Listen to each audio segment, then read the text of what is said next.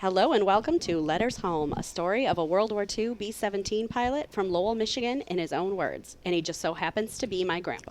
I'm your host, Annie Whitlock, and I'm joined by my co-hosts, my dad, Mitch McMahon, my aunt, Lori McMahon Summerfield, and Dale Croft from the Lowell Historical Museum.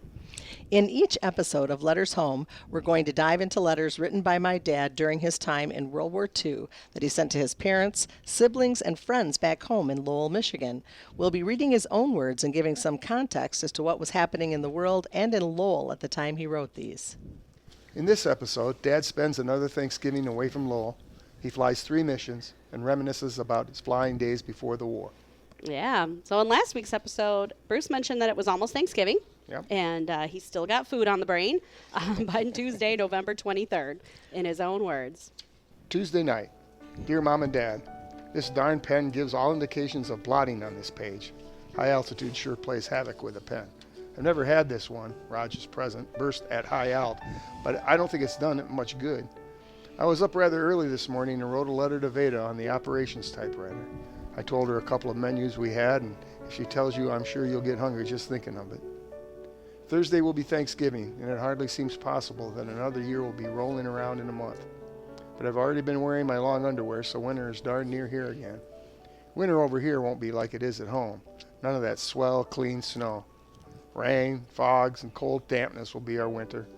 Still, with a warm room like I have here, it makes it everything Jake. That's some new slang I haven't heard before. Jake? Everything Yeah. Jake. Oh, yeah. So Yeah. everything good? Everything? Yep. Yeah. So does this mean he was writing this letter in the air? Like his Yeah. pen is bursting at high altitude? Yeah. How is he going to have time to write a letter on a raid?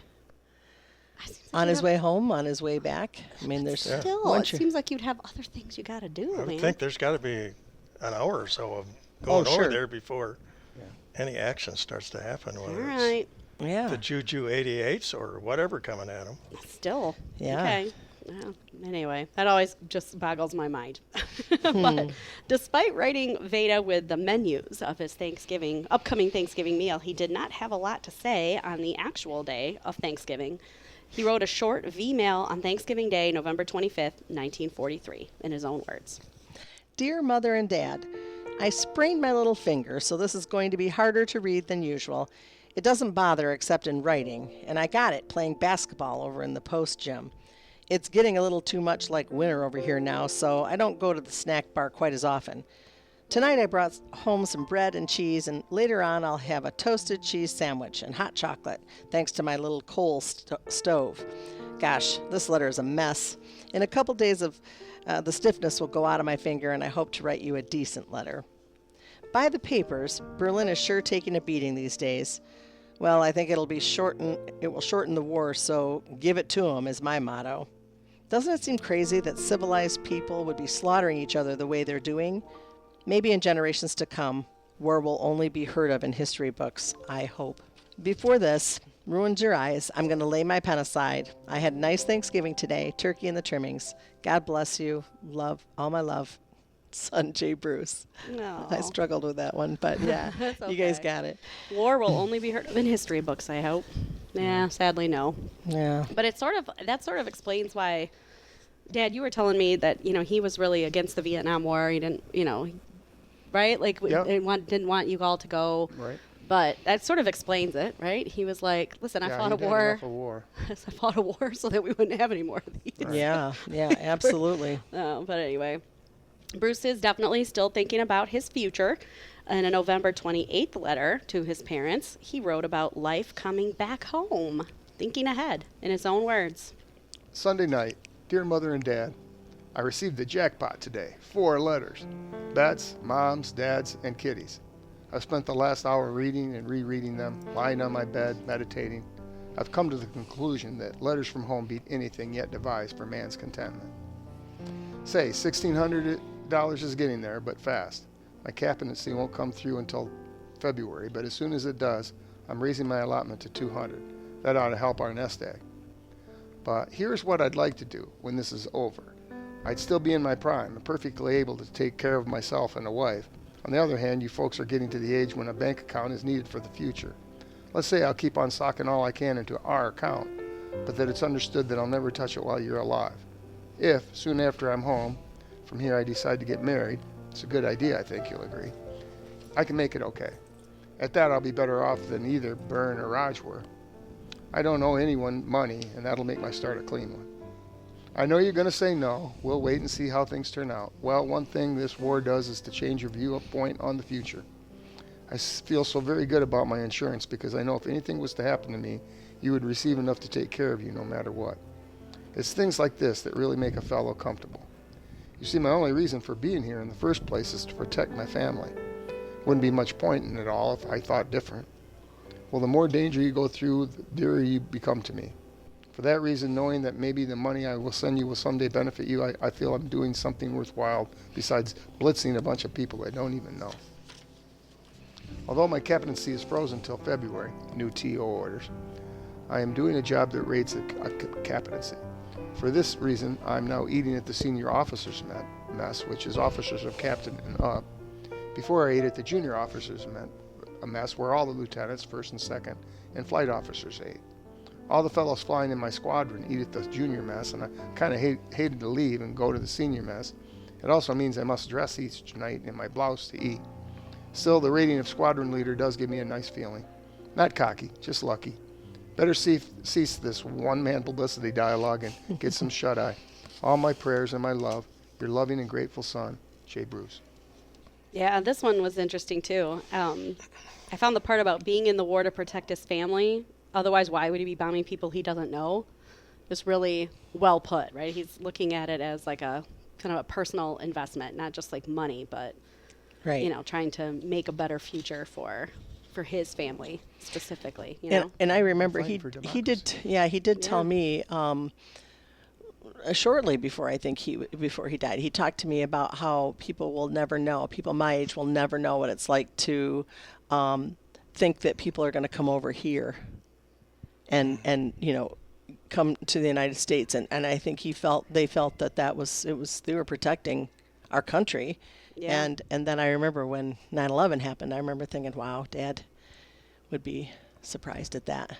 yeah, And then that changed. You guys all know that too. I mean, we all know how that changed our whole country as it's here.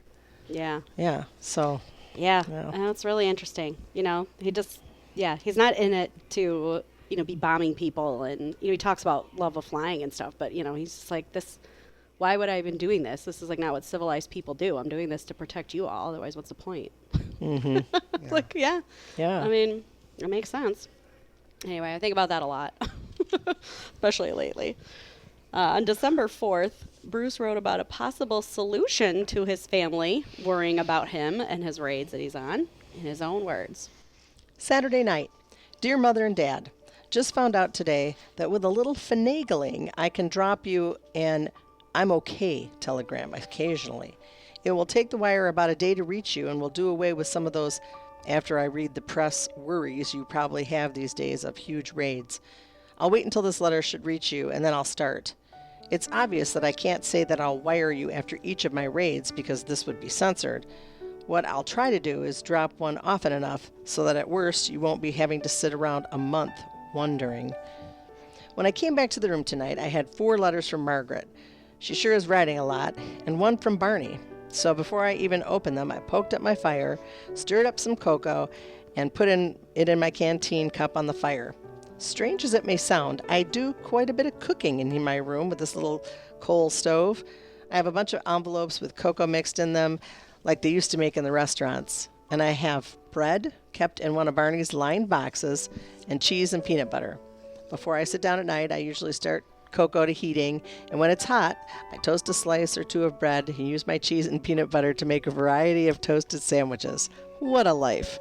I'll be quite deft at many things when I return to you. Yes, there's still a snack bar, but these nights it's a bit chilly and to be wandering around. Of course, when I get tired of my own variety, I go over.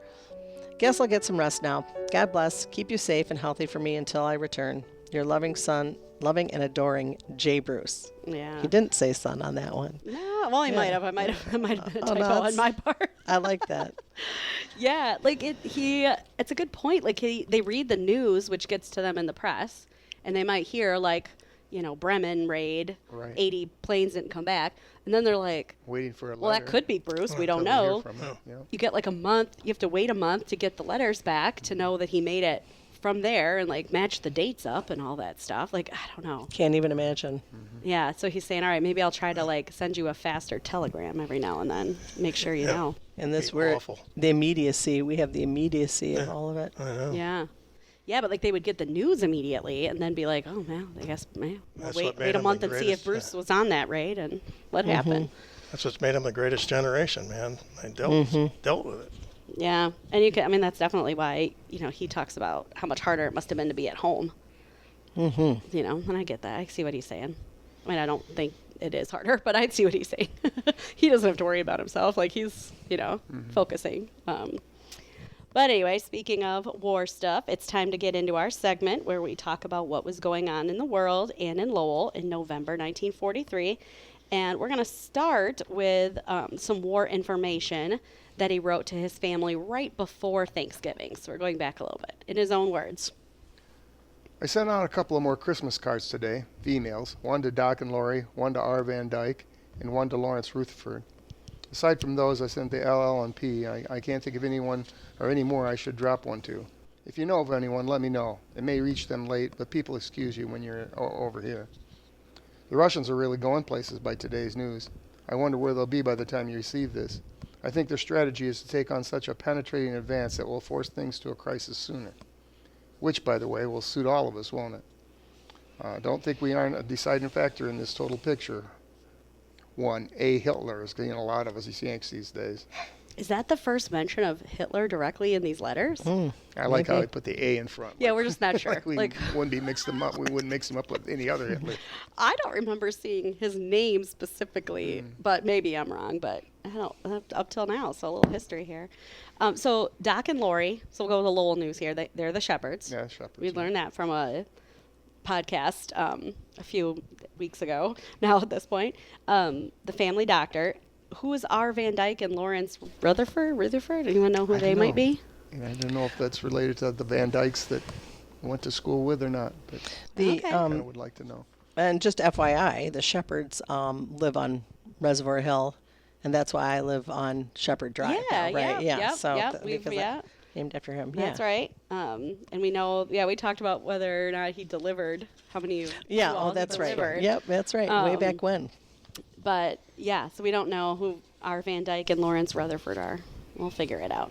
Hey, but did we Listeners, figure out let for us sure know. about Barney? Because wasn't it Byrne that made the boxes? Yeah. I mean, So I think he's calling Byrne Barney, right? I'm pretty sure he is. All right. Yeah. I mean, he wrote that letter to Byrne that was addressed to Byrne and then said, Dear Barney. And now, he's saying the boxes, the fresh kinda- boxes that Byrne built. That kind of makes it. Yeah, that solves the mystery. It's got to be. I asked Brother Mike. He had, and again, he And was. Marty he would've was been- sure it wasn't. So Well, Yeah, interesting. it's just a brotherly thing, maybe. Yeah. Who knows? Well, they were, and he was young.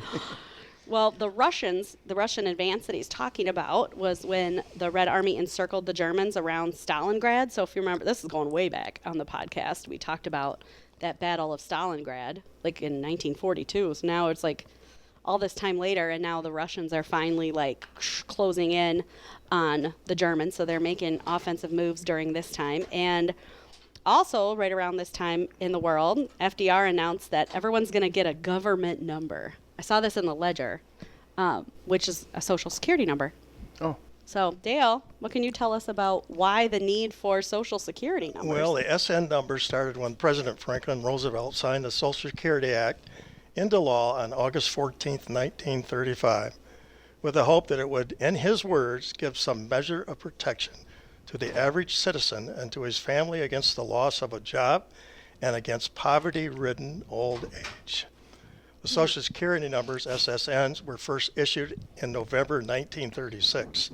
The initial distribution was handled through the local post office. So you just go With- get your Social Security Yeah, number from yeah, the local yeah. post office. With the Okay. first official SN assigned to John David Sweeney Jr. on December 1st, 1936. Wow. As a result of the June 1936 decision, the current SSN is composed of three parts: the area number, group number, and serial number. The area number indicates a geographical region starting in the northeast and moving across the country to the northwest, while the group number and serial number help organize and identify individual records within that area. Now, this is interesting. During World War II, Social Security numbers were primarily used to track the earnings of women who entered the workforce in large numbers, allowing the government to accurately calculate the future Social Security benefits, as many were working for the first time and needed to be properly registered within the system. Essentially, the war significantly increased the need to identify and record the employment details of a wider range of workers. Immediately following World War II, Congress passed a brief change to Social Security to provide some small general revenues to pay benefits to World War II veterans who had become disabled in the years immediately following the war and who did not qualify for a veteran's benefit. So, 1935 Okay, so yeah, that's to where we are today. it would make sense that right around this time now they're starting to realize more people need these numbers, right? Yeah. It's 1943. Yeah, I guess more people are working and And a lot of government. women obviously didn't have any until, Right. and then some of them that worked, but back before that time, a lot of women were at home. So the war started a whole new. You ladies came into the picture. Yeah, there we go. Big time. Well, I didn't know that's why the numbers are the way they are, like why they're organized that way. I just never bothered to find out. Just thought it was sort of a random 9 digits or whatever it is. Well, you but- think that first guy just had 001? That's that Simpsons joke that Mr. I had Burns that had information. It was I didn't put that in here, but I think it was 001. Yeah, something. There's a joke that Mr. Burns has got the Got the 0002 or something, and I was like, anyway, that's another podcast. I wonder if that number would have been in line at Central when we used to have to remember, Mitch. We used to have to register by our Oh, in the Finch Field House Yeah, in oh, lines. yeah. You got in the Your rows Social of Security certain number. Oh, areas. yeah. Yeah. I mean, I was still in college when they would just broadcast your Social Security number when you're looking for your grade. Yeah. I mean, that wasn't that long ago when they started being like, maybe we shouldn't do that. Now you hide it in a vault. Jeepers, Yeah. All right, everybody go around and say their Social Security numbers. Yeah. Let us- Yes. Oh my gosh. Yeah. So that's interesting. It's being required for most people right around now in 1943. Also during this time, Bruce wrote a letter to Frank about another one of his visits to London. So he keeps making these day trips to London. This is from December 6, 1943, in his own words. Last time I was in London, I stopped at Hyde Park, which is world famous for its soapbox orators. Or orators. Orators. Yeah, right? orators, I Yeah, think. yeah. That day, there was a communist, a Christian Scientist, and an Irishman. It sounded like a joke, sorry. They really were heated up and raved on about their individual opinions. I'd been more lenient with the Irishman, but he was a northerner or Orangeman. Needless to say, I didn't think much about his theories. But it matters little to these fellows. It's common for someone in the audience standing around to voice an objection, and then he raves about his side of the question. You have to give these Hyde Park orators credit. They speak and hold the audience entirely on their own merit, and courtesy is only given to sound arguments. Still, it does give a pretty democratic atmosphere when they permit any crackpot that cares to a chance to spout off. Pre-internet, Jeez. you know? Dale, what can you tell us about these orators in Hyde Park? Because these are famous, right? These are Oh, yeah. this Yeah, isn't I just mean, something he chanced upon one This day. place in Hyde Park is world famous for being able to speak your piece, as long as you don't break the law. Hyde Park was established by Henry VIII in 1536. We're going way when he back. took the land from the Westminster Abbey and used it for hunting ground. Okay. It opened to the public in 1637 and quickly became popular, particularly for May Day parades. In 1872, an act of Parliament set aside a part of Hyde Park for public speaking, which today is known as Speaker's Corner. Located on the east edge of the park, a stone's throw from the Marble Arch, which is a white-faced triumphal arch constructed to celebrate the British victories in the Napoleon Wars and was originally intended to be the ceremonial entrance to the royal courtyard. The orators can come and express their views and exchange in public discourse as long as it's lawful. Speaker's Corner is the oldest free speech platform in the world and is a symbol of democracy and open dialogue. People still gather at Speaker's Corner on Sunday mornings, it was always on Sunday, to hear enthusiasts expound their views, open for the curious, the impassioned, and listeners of course, the speakers. This corner of marble arch is steep, not just in history, but in words. Karl Marx, William Morris, and Vladimir Lenin were all frequent orators at Speaker's Corner. Wow. And George Orwell Oh, yeah. described it as one of the minor wonders of the world. Marches and protests have long convened or terminated their routes in Hyde Park, often at Speaker's Corner itself, and still does today. So Wow. if you go to London Sunday afternoon, is a spot to hit the corner of Hyde Park by the Yeah. Marble Arch. All right. Well, I'll add that to my itinerary next Yeah, time I'm heading up there. Absolutely. Or over there. Yeah. Well, this is interesting. I like how he talks about he's more lenient with the Irishmen, or he would have been, but he was a orange Irish. So those Northern, are the Protestant Irish. And I know this because the Whitlocks are orange Irish. Oh, So, needless to say, I don't think our families would have gotten along, our ancestors would have gotten along. It's where the Catholic Irish and they're the Nope. Protestant Would Irish. have been the whole Romeo and Juliet thing, huh? Oh, I know. Yeah, back in the day. well, I go back to thinking about my uncle wanted to marry a Catholic lady here in Lowell, and Doc would not let them marry, Oh my. so he never married. Wow. So there's Wow. there's the Yeah, Catholic Protestant, and this well, was the Yep. 20s, Interesting. 1920s. Very interesting. Well, he has no problem with the communists, but the Orangeman, well, he didn't say he didn't have a problem with it, but the Orange Irish is the only one he brings up. All right. Well, now it's time for our segment where we reveal information we know about Bruce's flight missions. So for this information, we have to consult flight records and mission diaries from the historical website of the 306th Bomb Group and all of its squadrons. So just a reminder to our listeners, Bruce can't give us all the details about these missions in his letters, so we got to do some digging. So according to records on this 306 website, Bruce flew 3 missions in late November, early December 1943, so this time period in this week's letters. On November 26, 1943, Bruce flew to Bremen again, the same place where his bombardier Norm disappeared just a couple months before. And this is from the Combat Diary. Bremen. As this favorite target came up again, it looked as if Bremen was turning into this year's milk run, as St. Nera had been last year. PFF planes led the bombing again, as is becoming their custom, while the eager Beavers flew low squadron. Lieutenant J. Bruce McMahon and his crew led Lieutenants Francis Hoey, Joseph Gay, William Nally, Carl Groding, John Gassler, and William Dale Reed and their crews filling out the formation. Near Oldenburg, Lieutenant Hoey peeled off under control. No one could tell whether flak or fighters had damaged his ship, and everyone looked hopefully for him at base. Failing his return, there was at least the very good hope that all the crew had bailed out safely.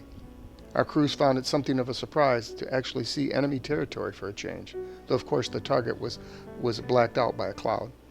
Once again, they lose another plane in the mission, and they're like, we hope he's, we don't know where he is. It certainly seems like they're losing at least a plane or more on every single raid. Yeah. And Grandpa's managing to come back each time. So on December 1st, Bruce flew in very bad weather to Leverkusen. This is also from the Combat Diary.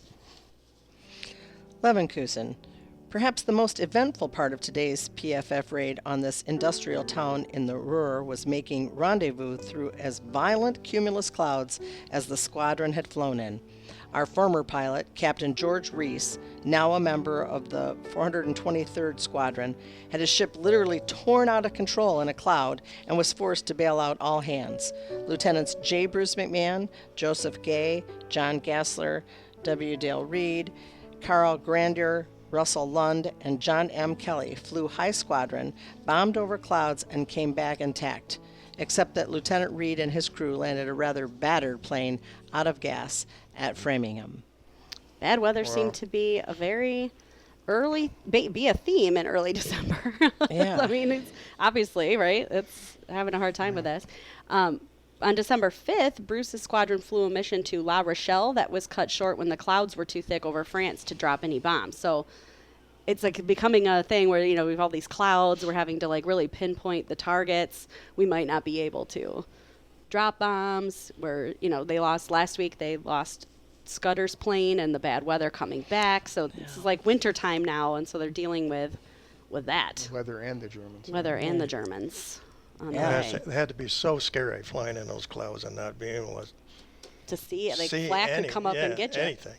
Yeah, this is wild. Bruce still got to count the La Rochelle one as one of his missions, even though they kind of didn't make it all the way there and came back. So a few of those are becoming the norm in this early December. Bad weather in England. So we're going to finish today with a short V-mail that Bruce wrote on December 7th, 1943. He's reminiscing about his days flying outside of the war, maybe when there was some other bad weather happening, in his own words. Dear Mother and Dad, in checking my logbook, I find that I have a total of 1,453 hours and 53 minutes of flying time. That is counting my civilian time also.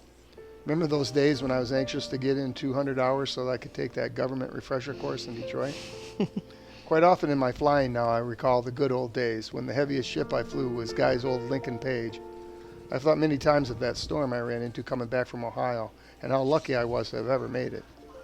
Today, as a natural course of events, I fly in as severe conditions, but I have a few more instruments than altimeter, airspeed, and compass nowadays. Then, too, this 17 is a little bigger kite than the old T-craft.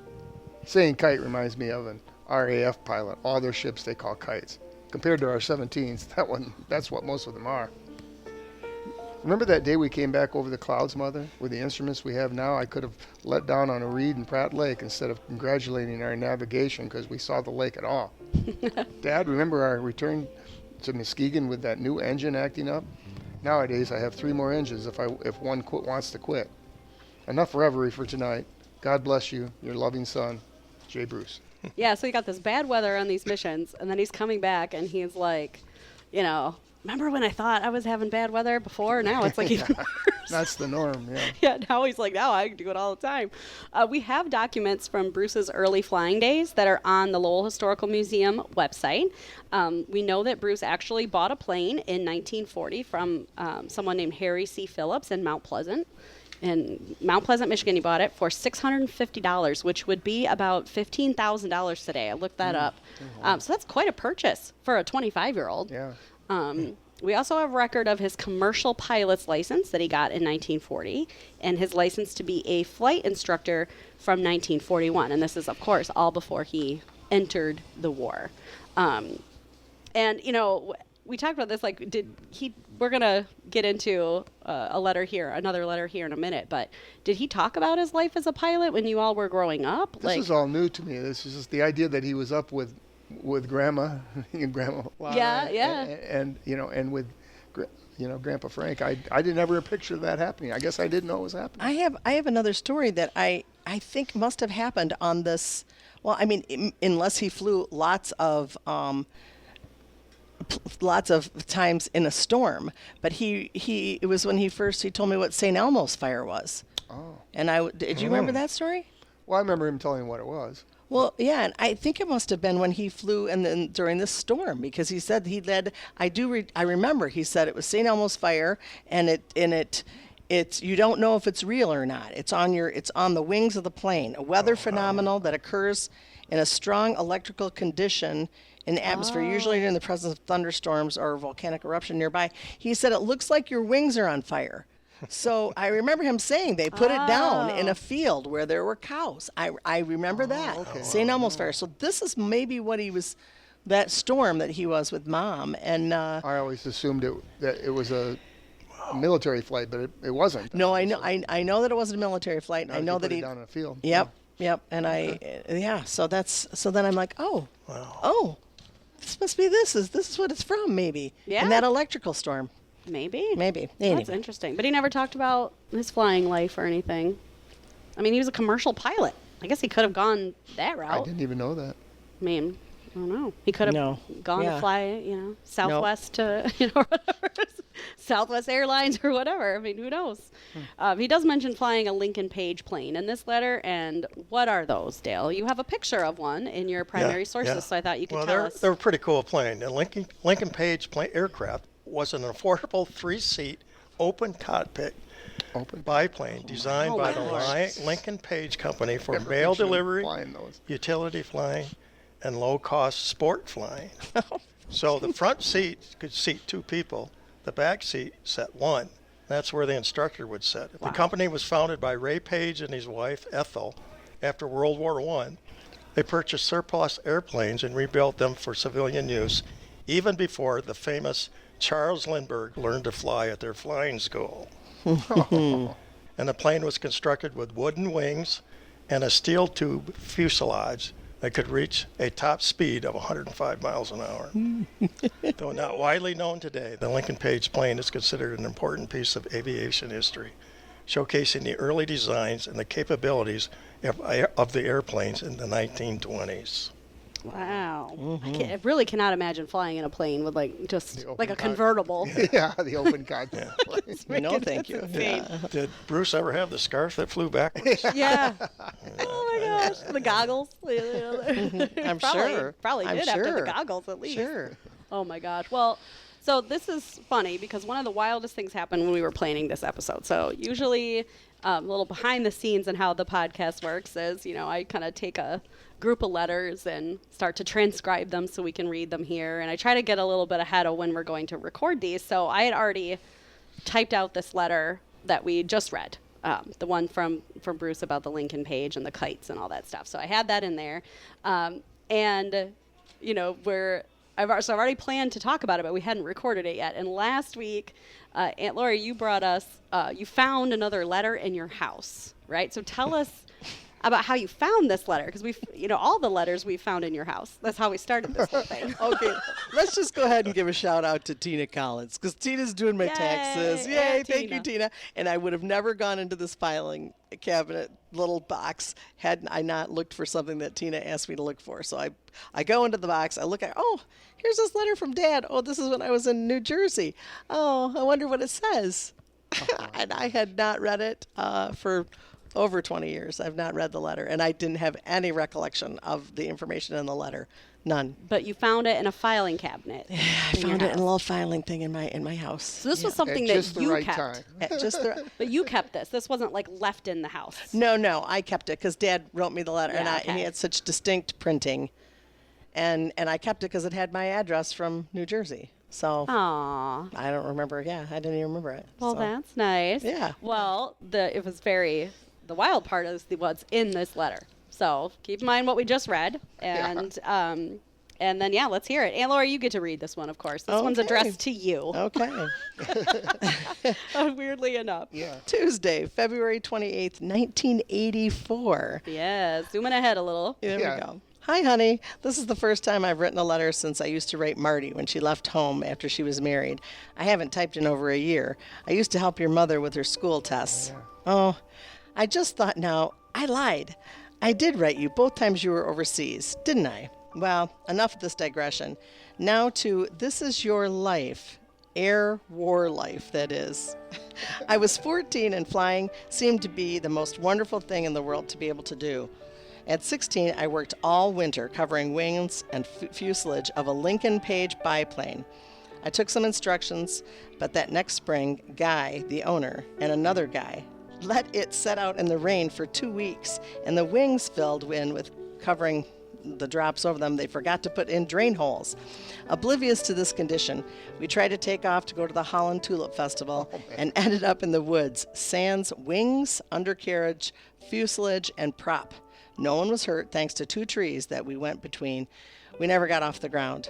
So ends that chapter. Guy nor Bill ever flew again because in those days it was the Depression and money was the problem.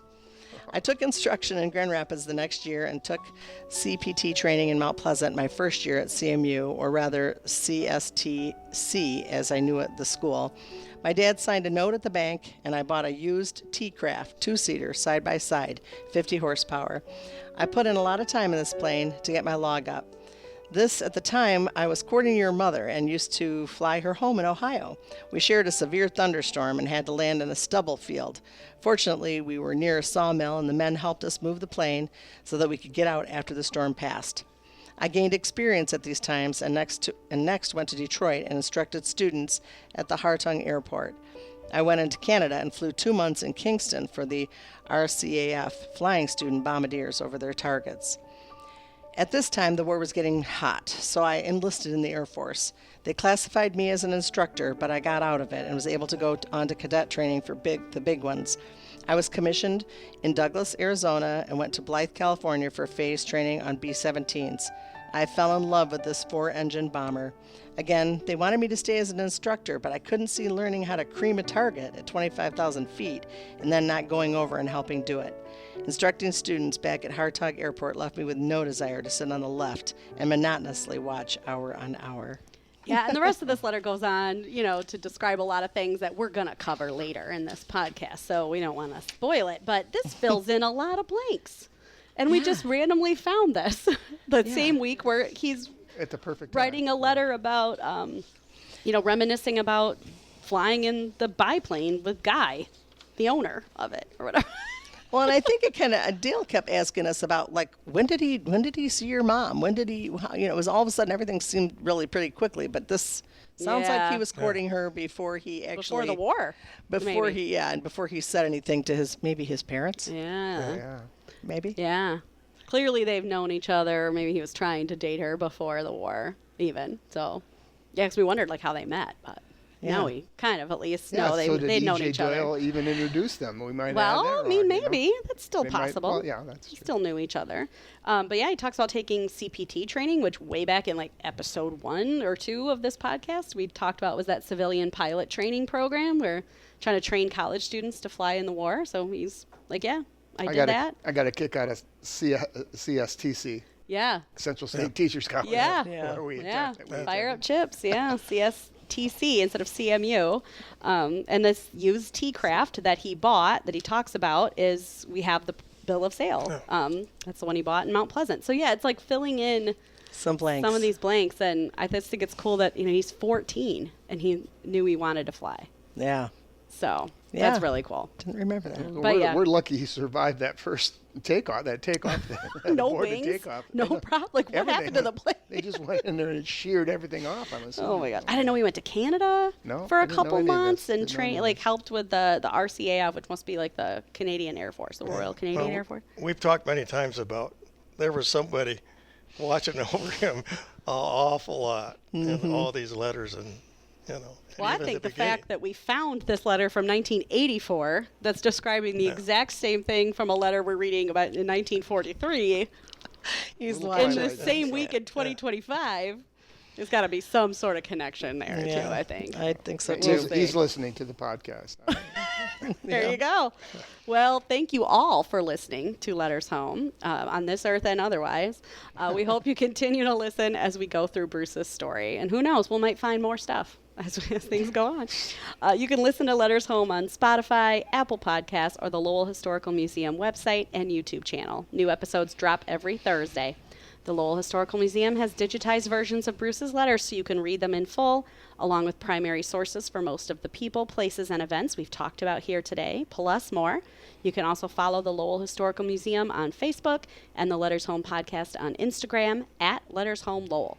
Thank you to Roger McNaughton for our podcast music and to WRWW 92.3 FM for letting us record in their studio at Lowell High School every week.